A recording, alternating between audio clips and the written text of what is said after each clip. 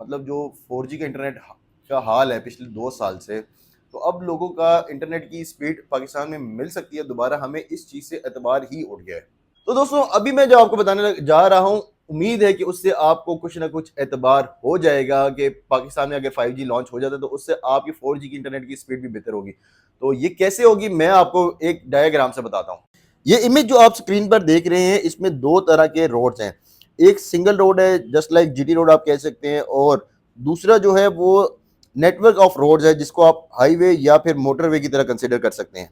अब ये जो सिंगल रोड आप देख रहे हैं, यहाँ पर हर टाइम ट्रैफिक जाम रहता है, क्योंकि यूजर या ट्रैफिक बहुत ज्यादा है और इस रोड की इतनी कैपेसिटी ही नहीं है कि यहाँ पर ट्रैफिक जो है वो फ्लो में चल सके। इसी तरह से पाकिस्तान में जो 4G की कैपेसिटी है थी, क्योंकि पाकिस्तान में मैंने आपको बताया 138 बिलियन जो है यूजर है मोबाइल डाटा का, तो जिसकी वजह से यूजर जो कैपेसिटी थी 4G की वो ऑलरेडी कोलैप्स कर चुकी है और दिन ब दिन यूजर मजीद बढ़ता जा रहा है, जिसकी वजह से आपको स्लो इंटरनेट या फिर पीक आवर्स में नो इंटरनेट, या फिर तकरीबन अब तो कॉल पे भी बात जो है वो ऐसे होती है कि ना होने के बराबर, मतलब सिग्नल बीच में गायब हो जाते हैं।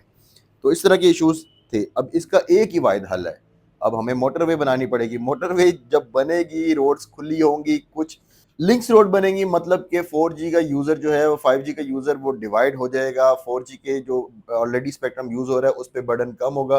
तो कुछ इस तरह से आपका इंफ्रास्ट्रक्चर जो है ना, मैंने आपको बताया बेसिकली ये जो नेटवर्क की तरफ हम शिफ्ट कर रहे हैं 4G से 5G, ये बेसिकली पूरा एक इंफ्रास्ट्रक्चर डेवलप होगा। तो मेरे ख्याल में इससे ज्यादा बेहतर मिसाल मैं आपको नहीं दे सकता था।